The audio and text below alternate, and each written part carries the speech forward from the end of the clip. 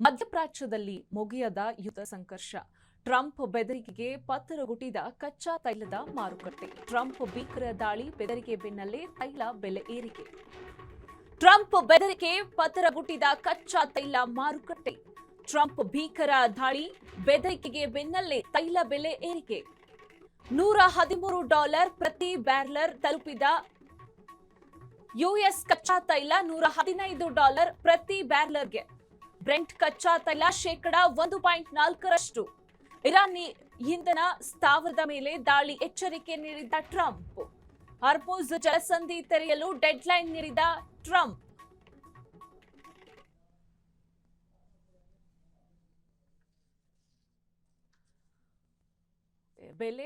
ತೈಲ ಬೆಲೆ ಏರಿಕೆ. ಟ್ರಂಪ್ ಬೆದರಿಕೆಗೆ ಪತ್ತರಗುಟ್ಟಿದೆ ಕಚ್ಚಾ ತೈಲ ಬೆಲೆ ಮಾರುಕಟ್ಟೆ.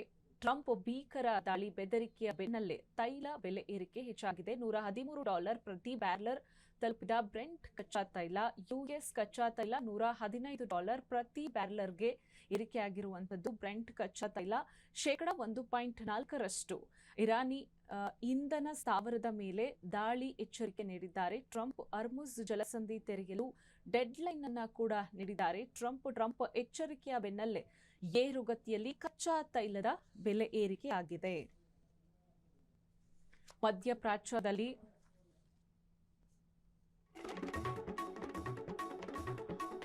ಯುದ್ಧದ ತೀವ್ರತೆ ಮತ್ತೆ ಒಪೆಕ್ ರಾಷ್ಟ್ರಗಳಿಂದ ಎಚ್ಚರಿಕೆ. ಕಚ್ಚಾ ತೈಲ ಉತ್ಪಾದನೆ ಹೆಚ್ಚಳಕ್ಕೆ ಒಪೆಕ್ ರಾಷ್ಟ್ರಗಳು ನಿರ್ಧಾರ. ದಿನಕ್ಕೆ 2,06,000 ಬ್ಯಾರೆಲ್ ತೈಲ ಉತ್ಪಾದನೆಗೆ ಹೆಚ್ಚಳ. Saudi Arabia, Russia, Iraq, UAE, Kazakhstan, Kuwait, Oman ದೇಶಗಳಿಂದ ಹೆಚ್ಚಳಕ್ಕೆ ಚಿಂತನೆ. ಕಚ್ಚಾ ತೈಲ ಕೊರತೆ, ಬೆಲೆ ಹೆಚ್ಚಳದ ನಡುವೆ ಲಾಭಕ್ಕೆ ಒಪೆಕ್ ಚಿಂತನೆ. ಕಚ್ಚಾ ತೈಲ ಹೆಚ್ಚಿಗೆ ಉತ್ಪಾದನೆಯಿಂದ ತೈಲ ಬೆಲೆಯಲ್ಲೂ ಸ್ಥಿರತೆ.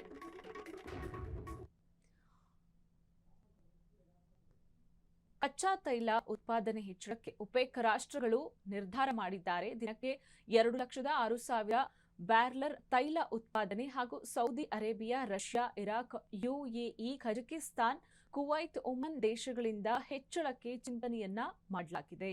ಕಚ್ಚಾ ತೈಲ ಕೊರತೆ, ಬೆಲೆ ಹೆಚ್ಚಳದ ನಡುವೆ ಲಾಭಕ್ಕೆ ಒಪೆಕ್ ಚಿಂತನೆಯನ್ನ ನಡೆಸಿದೆ. ಕಚ್ಚಾ ತೈಲ ಹೆಚ್ಚಿಗೆ ಉತ್ಪಾದನೆಯಿಂದ ತೈಲ ಬೆಲೆಯಲ್ಲೂ ಸ್ಥಿರತೆ ಹೆಚ್ಚಾಗಲಿದೆ. ಯುದ್ಧದ ತೀವ್ರತೆಯ ಮಧ್ಯೆ ಒಪೆಕ್ ರಾಷ್ಟ್ರಗಳಿಂದ ಎಚ್ಚರಿಕೆ. ಕಚ್ಚಾ ತೈಲ ಉತ್ಪಾದನೆ ಹೆಚ್ಚಳಕ್ಕೆ ಒಪೆಕ್ ರಾಷ್ಟ್ರಗಳು ನಿರ್ಧಾರವನ್ನ ಮಾಡಿದ್ದಾರೆ.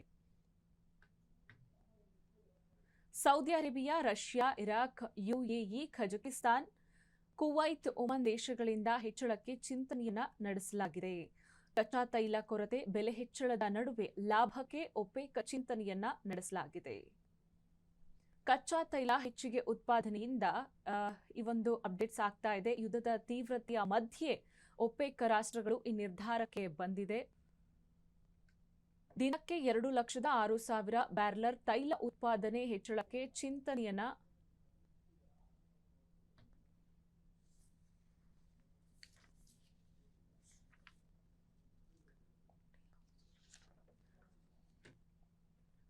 ಕಚ್ಚಾ ತೈಲ ಹೆಚ್ಚಿಗೆ ಉತ್ಪಾದನೆಯಿಂದ ತೈಲ ಬೆಲೆಯಲ್ಲಿ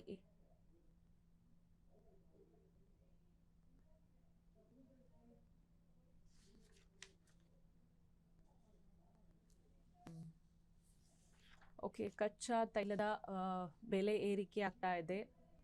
ಮಧ್ಯಪ್ರಾಚ್ಯದಲ್ಲಿ ಮುಗಿಯದ ಯುದ್ಧ ಸಂಘರ್ಷ. ಟ್ರಂಪ್ ಬೆದರಿಕೆಗೆ ಪತರಗುಟ್ಟಿದೆ ಕಚ್ಚಾ ತೈಲದ ಮಾರುಕಟ್ಟೆ. ಟ್ರಂಪ್ ಭೀಕರ ದಾಳಿ ಬೆದರಿಕೆ ಬೆನ್ನಲ್ಲೇ ತೈಲ ಬೆಲೆ ಏರಿಕೆಯಾಗಿದೆ. $113 ಪ್ರತಿ ಬ್ಯಾರೆಲ್ ತಲುಪಿದ ಬ್ರೆಂಟ್ ಕಚ್ಚಾ ತೈಲ. ಯುಎಸ್ ಕಚ್ಚಾ ತೈಲ $115 ಪ್ರತಿ ಬ್ಯಾರೆಲ್ಗೆ ಏರಿಕೆಯಾಗಿದೆ. ಬ್ರೆಂಟ್ ಕಚ್ಚಾ ತೈಲ ಶೇಕಡ 1.4ರಷ್ಟು. ಯುಎಸ್ ಕಚ್ಚಾ ತೈಲ ಶೇಕಡ 1.8ರಷ್ಟು ಏರಿಕೆಯಾಗಿದೆ. ಇರಾನಿ ಇಂಧನ ಸ್ಥಾವರದ ಮೇಲೆ ದಾಳಿ ಎಚ್ಚರಿಕೆ ನೀಡಿದ್ದ ಟ್ರಂಪ್. ಹಾರ್ಮುಜ್ ಜಲಸಂಧಿ ತೆರೆಯಲು ಡೆಡ್ಲೈನ್ ಅನ್ನ ನೀಡಿದ್ದ ಟ್ರಂಪ್ ಎಚ್ಚರಿಕೆಯ ಬೆನ್ನಲ್ಲೇ ಏರುಗತಿಯಲ್ಲಿ ಕಚ್ಚಾ ತೈಲದ ಬೆಲೆ ಆಗಿದೆ. ಯುದ್ಧದ ತೀವ್ರತೆಯ ಮಧ್ಯೆ ಒಪೆಕ್ ರಾಷ್ಟ್ರಗಳಿಂದ ಎಚ್ಚರಿಕೆ ನೀಡಿದ್ದಾರೆ. ಕಚ್ಚಾ ತೈಲ ಉತ್ಪಾದನೆ ಹೆಚ್ಚಳಕ್ಕೆ ಒಪೆಕ್ ರಾಷ್ಟ್ರಗಳು ನಿರ್ಧಾರವನ್ನ ಮಾಡಿದೆ. ದಿನಕ್ಕೆ 2,06,000 ಬ್ಯಾರೆಲ್ ತೈಲ ಉತ್ಪಾದನೆ ಹೆಚ್ಚಳಕ್ಕೆ ಚಿಂತನೆಯನ್ನ ನಡೆಸಲಾಗಿದೆ. Saudi Arabia, Russia, Iraq, UAE, Kazakhstan, Kuwait, Oman ದೇಶಗಳಿಂದ ಹೆಚ್ಚಳಕ್ಕೆ ಚಿಂತನೆಯನ್ನ ಮಾಡಲಾಗಿದೆ. ಕಚ್ಚಾ ತೈಲ ಕೊರತೆ, ಬೆಲೆ ಹೆಚ್ಚಳ ನಡುವೆ ಲಾಭಕ್ಕೆ ಒಪೆಕ್ ಚಿಂತನೆಯನ್ನ ನಡೆಸಿದೆ. ಕಚ್ಚಾ ತೈಲ ಹೆಚ್ಚಿಗೆ ಉತ್ಪಾದನೆಯಿಂದ ತೈಲ ಬೆಲೆಯಲ್ಲೂ ಕೂಡ ಸ್ಥಿರತೆ.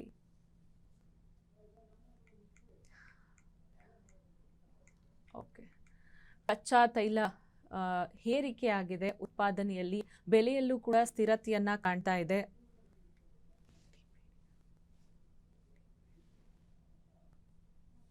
ಮಧ್ಯಪ್ರಾಚ್ಯದಲ್ಲಿ ಮುಗಿಯದ ಯುದ್ಧ ಸಂಘರ್ಷ, ಟ್ರಂಪ್ ಬೆದರಿಕೆಗೆ ಪತ್ತರಗುಟ್ಟಿದ ಕಚ್ಚಾ ತೈಲ ಮಾರುಕಟ್ಟೆ. ಟ್ರಂಪ್ ಭೀಕರ ದಾಳಿ ಬೆದರಿಕೆಯ ಬೆನ್ನಲ್ಲೇ ತೈಲ ಬೆಲೆ ಏರಿಕೆಯಾಗಿದೆ.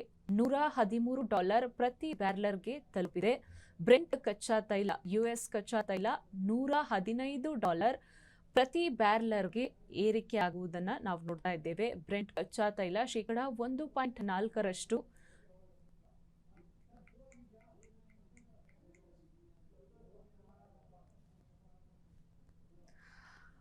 ಇರಾನಿ ಇಂಧನದ ಸ್ಥಾವರದ ಮೇಲೆ ದಾಳಿ ಎಚ್ಚರಿಕೆಯನ್ನ ನೀಡಿದ ಟ್ರಂಪ್. ಅರ್ಮುಜ್ ಜಲಸಂಧಿ ತೆರೆಯಲು ಡೆಡ್ಲೈನ್ ಅನ್ನ ನೀಡಿದ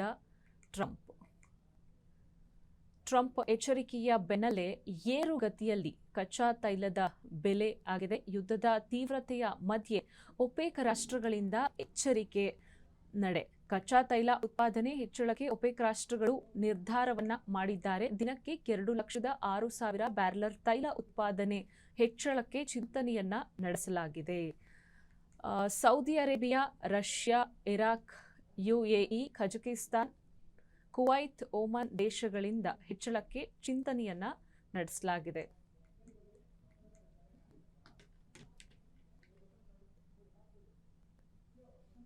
ಇದರ ಬಗ್ಗೆ ಹೆಚ್ಚಿನ ಮಾಹಿತಿಯನ್ನ ಕೊಡೋದಕ್ಕೆ ಡೆಸ್ಕ್ ಲೈವ್ ನಲ್ಲಿ ಸಂತೋಷ್ ಇದ್ದಾರೆ. ಸಂತೋಷ್, ಈಗ ತೈಲ ಬೆಲೆ ಹೆಚ್ಚಾಗಿದೆ, ಒಪೆಕ್ನ ಚಿಂತನೆಯನ್ನು ಕೂಡ ಈ ರೀತಿ ನಾವು ಗಮನಿಸ್ತಾ ಇದ್ದೀರಿ, ಏನ್ ಹೇಳ್ತೀರಾ ಇದ್ರ ಬಗ್ಗೆ? ಅನ್ವಿ, ಟ್ರಂಪ್ ಅವರು ಆರಂಭ ಮಾಡಿದಂತಹ ಯುದ್ಧ ಜಾಗತಿಕವಾಗಿ ತೀವ್ರ ಪರಿಣಾಮವನ್ನ ಬೀರ್ತಾ ಇದೆ. ಇದರ ಪರಿಣಾಮವನ್ನ ಜಾಗತಿಕವಾಗಿ ಅನೇಕ ರಾಷ್ಟ್ರಗಳು ಇವತ್ತು ಶಿಕ್ಷೆಯ ರೀತಿಯಲ್ಲಿ ಅನುಭವಿಸ್ತಾ ಇದೆ ಅಂತ ಹೇಳಿದ್ರು ಕೂಡ ತಪ್ಪಾಗುವುದಿಲ್ಲ. ನೋಡಿ, ನಾವು ಈ ಕಚ್ಚಾ ತೈಲದ ಬೆಲೆ ಏನಿದೆ, ಕಚ್ಚಾ ತೈಲದ ಬೆಲೆಯಲ್ಲಿ ಜಾಗತಿಕವಾಗಿ ನೋಡಿದಾಗ $100 ಅಂತ ನಾವೇನು ಕರಿತೀವಿ, ಈ $100 ಪ್ರತಿಯೊಂದು ದೇಶಕ್ಕೂ ಕೂಡ ಆರ್ಥಿಕ ಮಿತಿ ಅಂತ ಕರಿತೀವಿ. ಆರ್ಥಿಕ ಮಿತಿ ಅಂತಂದ್ರೆ $100 ಏನಿದೆ, ಪ್ರತಿ ಬ್ಯಾರಲ್ ಏನಾದರೂ ಕ್ರಾಸ್ ಆಗಿದೆ ಆದರೆ ಅದರ ಒಂದು ಸಂಪೂರ್ಣ ಏನು ನಷ್ಟ ಏನಿದೆ ಅದನ್ನ ಆಯಾ ದೇಶಗಳ ಸರ್ಕಾರಗಳು, ಆಯಾ ದೇಶಗಳ ಜನರು ಅದನ್ನ ಭರಿಸಬೇಕಾಗತ್ತೆ, ಅವರು ಆ ಹೊರೆಯನ್ನ ಹೊರಬೇಕಾಗತ್ತೆ.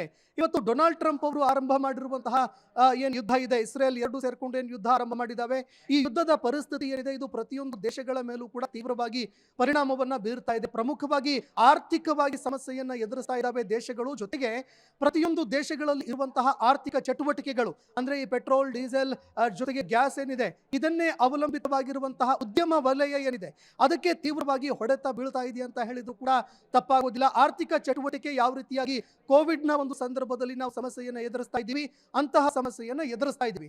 ಇನ್ನು ಡೊನಾಲ್ಡ್ ಟ್ರಂಪ್ ಅವರು ಇರಾನ್ನಲ್ಲಿ ಇರುವಂತಹ ಏನು ತೈಲ ಟವರ್ಗಳೇನಿದ್ದಾವೆ ಆ ಸ್ಥಾವರಗಳ ಮೇಲೆ ನಾವು ದಾಳಿ ಮಾಡ್ತೀವಿ ಅನ್ನುವಂತಹ ಒಂದು ಎಚ್ಚರಿಕೆ ಕೊಟ್ಟಿದ್ರು. ಹಾರ್ಮುಜ್ ಜಲಸಂಧಿಯನ್ನ ಓಪನ್ ಮಾಡಿ, ಇಲ್ಲ ಅಂದ್ರೆ ನಾವು ನೇರವಾಗಿ ನಿಮ್ಮ ತೈಲ ಶೇಖರಣಾ ಸಂಗ್ರಹಣೆಗಾರಗಳೇನಿದ್ದಾವೆ, ಜೊತೆಗೆ ತೈಲವನ್ನ ಸಂಸ್ಕರಣೆ ಮಾಡುವಂತಹ ಘಟಕಗಳೇನಿದ್ದಾವೆ ಅದರ ಮೇಲೆ ನಾವು ನೇರವಾಗಿ ದಾಳಿ ಮಾಡ್ತೀವಿ ಅನ್ನುವಂತಹ ಎಚ್ಚರಿಕೆ ಟ್ರಂಪ್ ಅವರು ಕೊಟ್ಟಿದ್ರು. ಇನ್ನು ಟ್ರಂಪ್ ಅವರು ಈ ಎಚ್ಚರಿಕೆ ಕೊಟ್ಟಿದ್ದು ನಿನ್ನೆಯಿಂದ ಏರುಗತಿಯಲ್ಲಿ ಸಾಗ್ತಾ ಇರುವಂತಹ ಕಚ್ಚಾ ತೈಲದ ಬೆಲೆ ಇವತ್ತು ಜಾಗತಿಕ ಮಾರುಕಟ್ಟೆಯಲ್ಲಿ ಸರಿಸುಮಾರು $113 ಪ್ರತಿ ಬ್ಯಾರಲ್ಗೆ ಏರಿಕೆಯಾಗಿದೆ. ಮತ್ತೊಂದು ಕಡೆಯಲ್ಲಿ ಅಮೆರಿಕ, US ಏನು ಮಾರಾಟ ಮಾಡುತ್ತೆ ಕಚ್ಚಾ ತೈಲ, ಬ್ರೆಂಟ್ ಕಚ್ಚಾ ತೈಲ, ಅದರ ಬೆಲೆ ಕೂಡ $115 ಪ್ರತಿ ಬ್ಯಾರಲ್ಗೆ ಏರಿಕೆಯಾಗಿದೆ. ಇನ್ನು ಮತ್ತೊಂದು ಕಡೆಯಲ್ಲಿ ಈ ರೀತಿಯಾಗಿ ಏರುಗತಿಯಲ್ಲಿ ಸಾಗದಂತಹ ಸಂದರ್ಭದಲ್ಲಿ ಯಾವ್ಯಾವ ದೇಶಗಳು ಈ ಕಚ್ಚಾ ತೈಲವನ್ನು ಉತ್ಪಾದನೆ ಮಾಡುತ್ತೆ ಆ ದೇಶಗಳಿಗೆ ಬಂಪರ್ ಲಾಟ್ರಿ ಅಂತ ಹೇಳಿದ್ರು ಕೂಡ ತಪ್ಪಾಗೋದಿಲ್ಲ.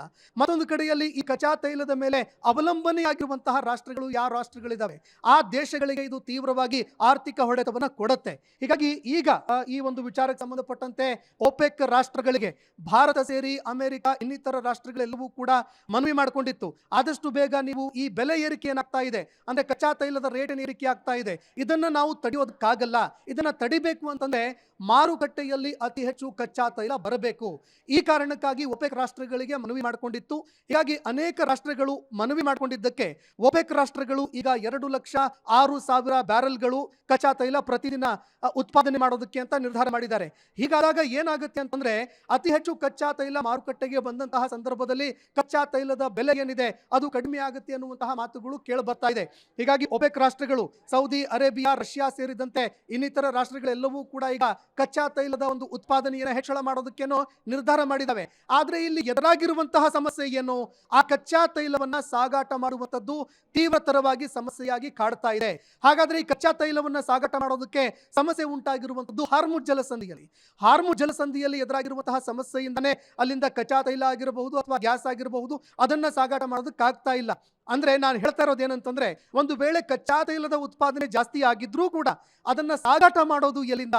ಈ ಪ್ರಶ್ನೆ ಎದುರಾಗುತ್ತೆ. ಹೀಗಾಗಿ ಇದಕ್ಕೆ ಅಮೆರಿಕ ಆಗಿರಬಹುದು ಅಥವಾ ನ್ಯಾಟೋ ರಾಷ್ಟ್ರಗಳಾಗಿರಬಹುದು, ರಷ್ಯಾದಂತಹ ದೇಶಗಳಾಗಿರಬಹುದು, ಇವರೆಲ್ಲರೂ ಯಾವ ಒಂದು ನಡೆಯನ್ನು ಅನುಸರಿಸ್ತಾರೆ ಅನ್ನುವುದರ ಮೇಲೆ ಜಾಗತಿಕವಾಗಿ ಎಲ್ಲಾ ದೇಶಗಳ ಆರ್ಥಿಕತೆಗೆ ಎದುರಾಗಿರುವಂತಹ ಸಮಸ್ಯೆ ಏನಿದೆ ಆ ಸಮಸ್ಯೆಗೆ ಪರಿಹಾರ ಕಂಡುಕೊಳ್ಳೋದಕ್ಕೆ ಸಾಧ್ಯ. ಹೀಗಾಗಿ ಟ್ರಂಪ್ ಅವರು ಒಂದ್ ಕಡೆ ಎಚ್ಚರಿಕೆ ಕೊಟ್ಟಿದ್ದಾರೆ.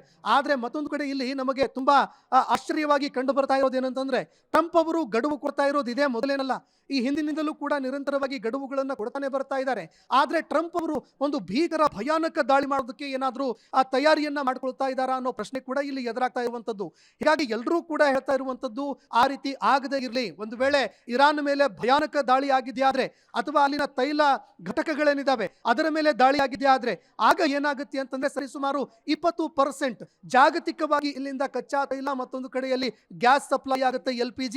ಹೀಗಾಗಿ ಇದಕ್ಕೆ ಕೊರತೆ ಉಂಟಾಗುತ್ತೆ. ತೀವ್ರವಾಗಿ ಮುಂದಿನ ದಿನಗಳಲ್ಲಿ ಎಲ್ಲರೂ ಸಮಸ್ಯೆಯನ್ನು ಎದುರಿಸಬೇಕಾಗುತ್ತೆ. ಹೀಗಾಗಿ ಮಾತುಕತೆ ಮೂಲಕ ಈ ಸಮಸ್ಯೆಯನ್ನು ಪರಿಹರಿಸದೆ ಮಾತ್ರ ಈ ಸಮಸ್ಯೆ ಅಂತ್ಯ ಆಗಬಹುದು ಅಂತ ನಾವು ಅಂದುಕೊಳ್ಳಬಹುದು. ಅನ್ಯ ಓಕೆ, ಧನ್ಯವಾದ ತಮ್ಮೆಲ್ಲ ಮಾಹಿತಿಗೆ. ಮಧ್ಯಪ್ರಾಚ್ಯದಲ್ಲಿ ಮುಗಿಯದ ಯುದ್ಧ ಸಂಘರ್ಷ, ಟ್ರಂಪ್ ಬೆದರಿಕೆಗೆ ಪತರಗುಟ್ಟಿದೆ ಕಚ್ಚಾ ತೈಲದ ಮಾರುಕಟ್ಟೆ.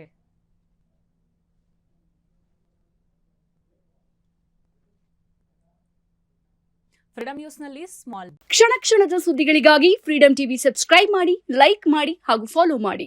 ಹೊಸ ಸುದ್ದಿಗಳ ನೋಟಿಫಿಕೇಶನ್ಗಾಗಿ ಬೆಲ್ ಐಕಾನ್ ಮೇಲೆ ಕ್ಲಿಕ್ ಮಾಡಿ.